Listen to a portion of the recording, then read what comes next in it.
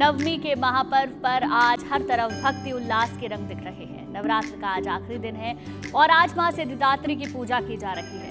मंदिरों में सुबह से ही भक्तों की भारी भीड़ है। मां वैष्णो देवी के दरबार में पहुंचने वाले भक्तों का तांता लगा है। दिल्ली में भी मां के मंदिरों में भक्तों की भीड़ देखने को मिल रही है। वहीं अयोध्या में रामनवमी का उत्सव मनाया जा रहा है। रामोत्सव पर भगवान राम के दर्शन के लिए दूर दूर से लोग पहुंच रहे हैं।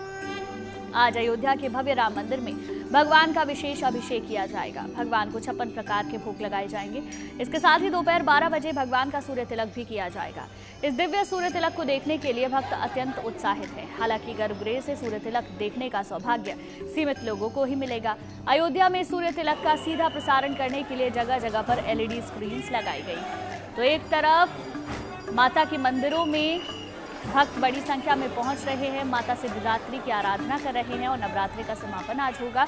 वहीं दूसरी तरफ रामोत्सव की धूम अयोध्या में नजर आ रही है।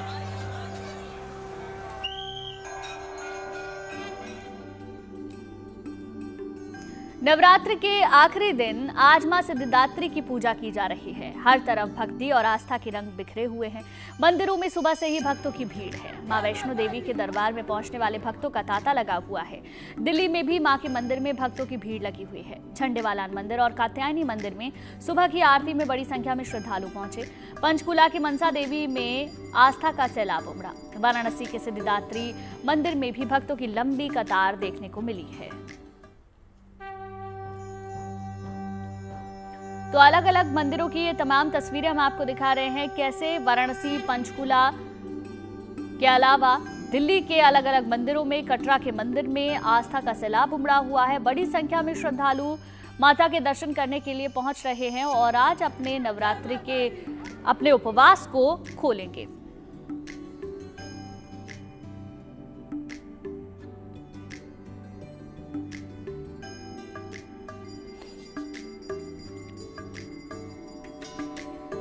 दो खास मेहमान हमारे साथ जुड़ चुके हैं जिनसे आज हम बात करेंगे सिद्धिदात्री की पूजा आराधना कैसे करनी है, कैसे राम नवमी के दिन राम की भी आराधना होगी, इस पर भी हम बात करेंगे। लेकिन फिलहाल दो खास मेहमान जुड़ चुके हैं हमारे साथ। अरविंद शुक्ला जी हमारे साथ जुड़ गए हैं, संजय शर्मा हमारे साथ जुड़ गए हैं। आप दोनों का बहुत बहुत स्वागत। अरविंद जी, आप ही के साथ में शुरुआत करूंगी। इससे पहले भी हमने चर्चा की थी मां सिद्धिदात्री को कैसे हम प्रसन्न कर सकते हैं, कैसे अपने नवरात्र के व्रत को हम खोल सकते हैं। अरविंद जी, मुझे ये बताएं, जिन लोगों ने 8 दिन तक व्रत नहीं रखे हैं, वो सिर्फ आज माता की आराधना करना चाहें तो कैसे करें? देखिए, जिनने प्रथम दिन से, यदि मान लीजिए कि चैत्र शुक्ल पक्ष प्रतिपदा से लेके और आज तक किसी ने यदि व्रत नहीं रखा, भगवती की आराधना नहीं की, तो अब खैर व्रत का तो समय व्यतीत हो चुका, अब तो व्रत नहीं रख सकते, लेकिन आज भी आप भगवती की आराधना कर सकते हैं। और भगवती का मात्र एक मंत्र है, जिस एक मंत्र से 9 देवियों की कृपा आपके ऊपर प्राप्त होगी। तो पहले मैं भगवती का एक ध्यान बोलता हूँ, उसके बाद फिर उस मंत्र पे आऊँगा। विद्युद्दाम समप्रभां मृगपतिस्कंदस्थितां भीषणां कन्याविकरवालकेटविलसद्दस्ताविरासेवितां हस्तैश्चक्रगदाशिखेटविशिखांश्चापं गुणं तर्जनी विभ्राणां मललात्मिकां शशिधरां दुर्गां त्रिनेत्रां भजे। अर्थात आपने यदि प्रथम दिन से आज के दिन तक यदि किसी प्रकार का कोई व्रत नहीं रह पाए हैं या पूजन नहीं कर पाया है, तो आज आप जो है अभी ही जिस स्थिति में आप जो है कर सकते हैं, इस नवाण मंत्र का यदि जाप कर लेते हैं तो आपके लिए पूरे 9 दिन की जो है फल की प्राप्ति होगी। क्या है?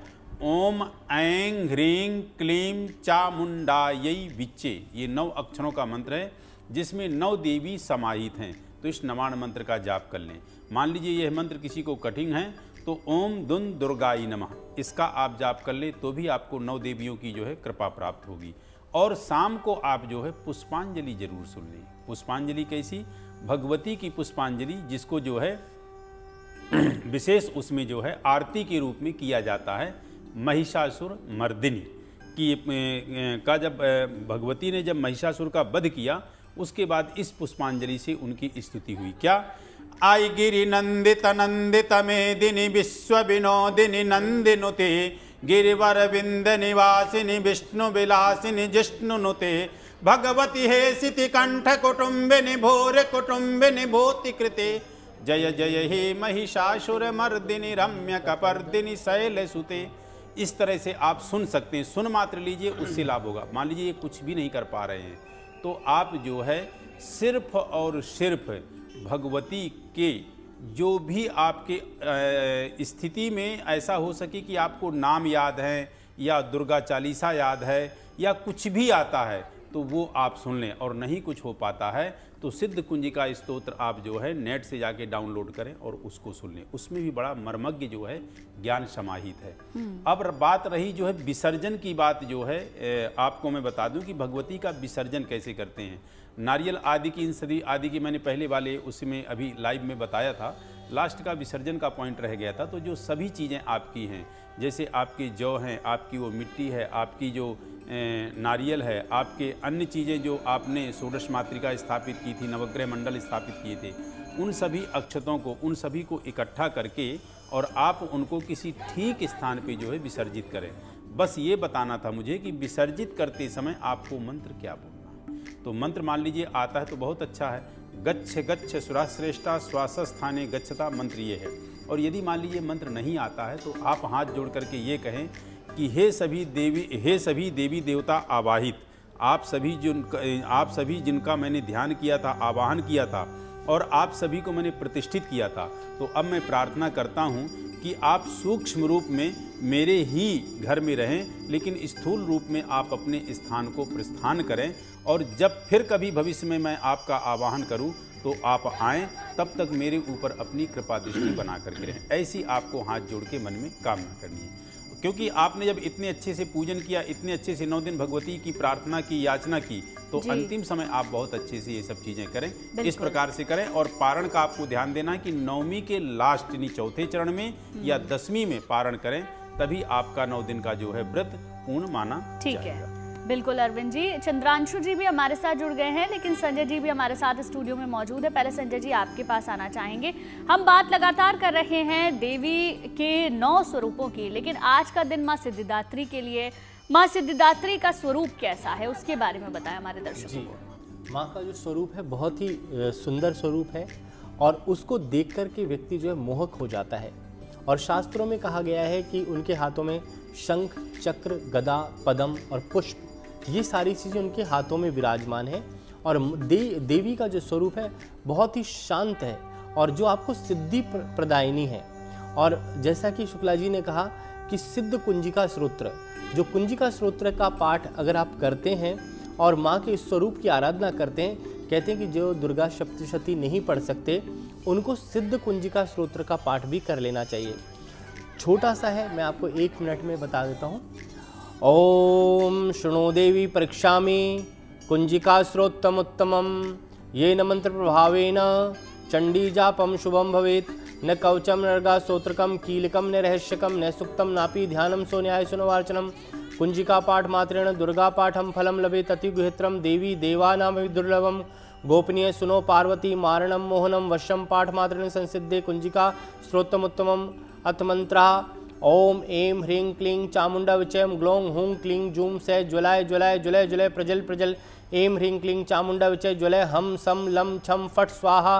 नमस्ते रुद्रप्रेणे, नमस्ते मधुमर्दनि, नमः कैटभारणे, नमस्ते महिषासुरमर्दनि, नमस्ते शुंभहंत्रे निशुंभसुरघातनि, जाग्रतम महादेवी जपम सिद्धस्य कृष्णमे, ऐंकारी सृष्टिरूपाय हिंकारी प्रतिपालिका, क्लिंकारी कामरूपिणी बीज रूपम नमस्तुते, चामुंडा चंडघाती च ऐंकारी वरदायिनी, विच्चय चापदा मंत्र रूपिणी, धाम धीम धूम धुर्जटे पत्नी वाम वीम वूम वागेश्वरी, क्राम क्रीम क्रूम कालिका देवी, शाम शीम में शुभम करो हुं हुं हुंकार रूपेण, जम जम जमनाथनी, भ्राम भ्रीम भ्रूम भैरवी।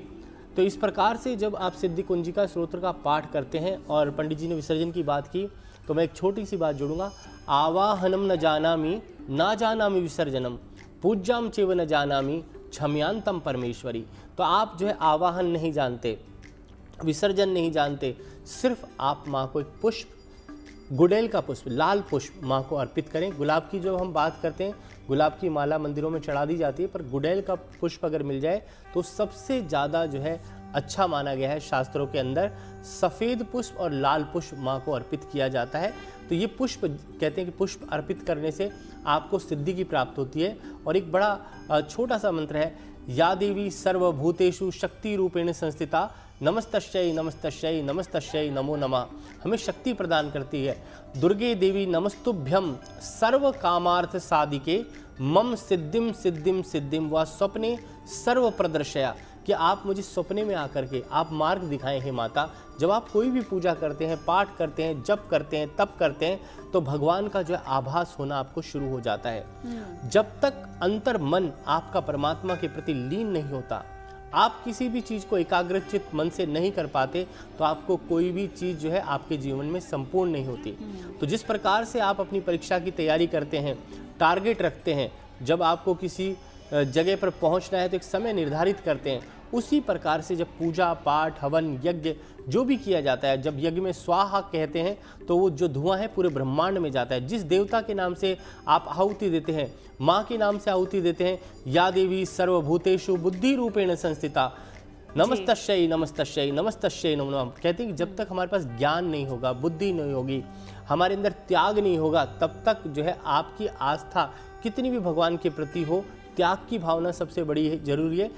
जब त्याग आएगा, ज्ञान आएगा, वैराग्य आएगा, तभी आप परमात्मा में लीन हो पाएंगे। बिल्कुल संजय जी, लौटेंगे आपके पास।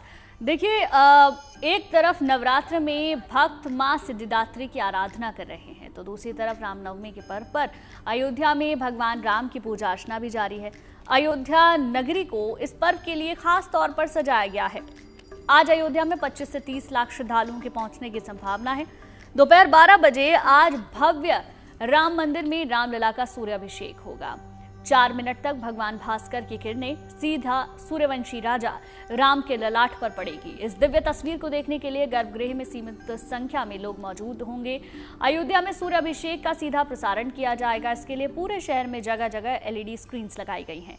अयोध्या ही नहीं, देश के अलग अलग हिस्सों में भी रामनवमी के पर्व पर भगवान का पूजन चल रहा है। तो ये तमाम तस्वीरें भी हम आपको दिखा रहे हैं। अयोध्या में कैसे रामलला का अभिषेक किया जा रहा है, हनुमानगढ़ी में पूजा की जा रही है, और अब इंतजार है 12 बजे का, जब सूर्य अभिषेक होगा रामलला का।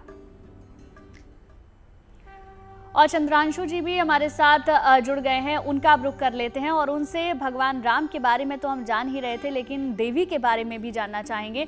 चंद्रांशु जी, सिद्धिदात्री माता की आज के दिन पूजा की जा रही है। सिद्धिदात्री माता को हम कैसे प्रसन्न कर सकते हैं? कैसे इन 8 दिन का, पूरे नवरात्रि का फल आज माता की पूजा करके किया जा सकता है? और ऐसा कहा जाता है नवरात्रों में दिन से ज्यादा आपकी पूजा रात को फलती है, तो क्या आज भी हमें रात को पूजा करनी चाहिए? गुंजन जी, जब हम बोलते हैं सिद्धिदात्री माँ जी की बात करते हैं, तो माँ शब्द जब जुड़ता है तो ममता करुणा अपने आप ही उमड़ करके आती है। शंकराचार्य भगवान ने दुर्गा सप्तशती में क्षमा प्रार्थना स्तोत्र में लिखा, कुपुत्रो जायते क्वचिदपि कुमाता न भवति। पुत्र भले कुपुत्र हो सकता है, पर माता कभी कुमाता हो ही नहीं सकती है। तो सिद्धिदात्री माँ है और करुणामयी है, और उनके लिए एक बात कहा जाता है, सब लोग भक्त जब स्तुति करते हैं तो बड़े प्रेम से यही कहते हैं, शरणागत दीन अर्थ है परित्राण परायणे सर्वस्यार्ति हरे देवी नारायणी नमस्तुते। उस शरणागत जो भी उनके शरण में जाता है, जो भी उनकी आराधना करता है, जो भी पूजन करता है, उनके सभी मनोरथों को पूर्ण करने वाली माँ का स्वरूप है। सिद्धिदात्री की बात है, वो सर्वस्व सिद्धि को देने वाली है, सभी सिद्धियों को प्रदान करने वाली है। तो उनके करुणा में, दया में, कृपा में किसी प्रकार का कोई संदेह उत्पन्न होना ही नहीं चाहिए। जब हम माँ कहते हैं, वह सर्वतो भावेन अपने पुत्र से प्रेम ही करती हैं, अपने पुत्र से स्नेह ही करती हैं, करुणा ही करती हैं। उनका स्वरूप ही करुणामय है, सिद्धि दात्री हैं, सिद्ध को देने वाली हैं। तो जब भी पूजा करें, मैं हमेशा जब भी आता हूँ, जब भी बात करता हूँ, तो मैं हमेशा एक बात कहता हूँ कि वस्तुओं से ज्यादा व्यक्ति के जीवन में अगर पूजा करना है, माँ का आराधना करना है, ईश्वर की पूजा आराधना करना है, तो वस्तुओं से ज्यादा व्यक्ति के मन में भाव की महत्व रखना चाहिए। क्योंकि लिखा है वस्तु ग्राही जनार्दना नहीं लिखा है, लिखा है भावक ग्राही जनार्दना। भगवान भाव को ग्रहण करते हैं, माँ भगवती भाव को ग्रहण करती है। और उन्होंने तो यह भी कहा कि पत्रम पुष्पम फलम तोयम योमे भक्त प्रेक्षति। आपके पास वस्तु नहीं है तो कोई बात नहीं है, पत्र है, पुष्प है, अक्षत है, कुछ भी आप समर्पित करें, पर जो भी समर्पित करें, भाव का भूखा हूं मैं, भाव ही बसार है, भाव से भजता जो मुझको भाव से बीड़ा पार है। वह यह कहते हैं पत्र पुष्प अक्षत जो कुछ भी समर्पित करें, पर भाव के साथ में समर्पित करें, श्रद्धा के साथ में समर्पित करें। क्योंकि वस्तु एक माध्यम मात्र है पूजा करने की, पर भगवान के लिए, मातेश्वरी के लिए वस्तुओं की कमी नहीं है। उनके पास तो स्वयं सब कुछ भरा पड़ा है। हम अपने श्रद्धा के साथ में, जैसे किसी ने हमको एक गिलास पानी दिया, हम धन्यवाद देते हैं। उनकी कृपा से हमको जितना वस्तु मिला है, जो भी भगवान की कृपा, भगवती कृपा है, उसको हम समर्पित करते हैं, मानो उनके प्रति कृतज्ञता ज्ञापित करते हैं। पर उससे बढ़ करके, क्योंकि हमारे व्यवहार को नहीं, हमारे अंदर कितना प्रेम है उनके प्रति, कितनी श्रद्धा है, कितनी भक्ति है, कितना स्नेह है, यह भाव मातेश्वरी देखती हैं। तो समय शाम को करे, किसी के पास अगर समय नहीं मिल पाया, किसी कारणवशात टाइम से नहीं हो पाया, तो कोई इतना दिमाग में लगा करके नहीं कि क्या करना है, क्योंकि वह स्वयं कल्याण की स्वरूपा है, वह कल्याण के स्वरूप है। तो उनके लिए अकल्याण होने की कोई बात है ही नहीं, हो ही नहीं सकती है। अच्छे मुहूर्त में करें तो बहुत अच्छी बात है, नहीं तो जब टाइम मिले, जिस समय टाइम मिले, सुदिन सुमंगल तब ही जब राम हुई जुबरात। जिस घड़ी में, जिस क्षण में अब मंगल भवन अमंगल हारी, जिस समय मंगल के हरण करने वाले, मंगल को देने वाले, अमंगल को हरण करने वाले की पूजा करते हैं, आराधना करते हैं, स्तुति करते हैं, वह मुहूर्त शुभ होता है, उसमें ही कल्याण होना शुरू हो जाता है। इसलिए जब भी पूजा करने के लिए बैठे, भाव के महत्व को दें, श्रद्धा और भक्ति युक्त होकर के करें। बिल्कुल चंद्रांशु जी, माता भाव चाहती हैं, बस आपके भाव में ही भक्ति है और भक्ति से ही माता प्रसन्न होती हैं। ठीक है, आप तीनों हमारे साथ बने रहिए। एक छोटे से ब्रेक के लिए हमें यहाँ रुकना है, ब्रेक के बाद फिर हाजिर होंगे। महाकवरेज लगातार यूं ही जारी रहेगी।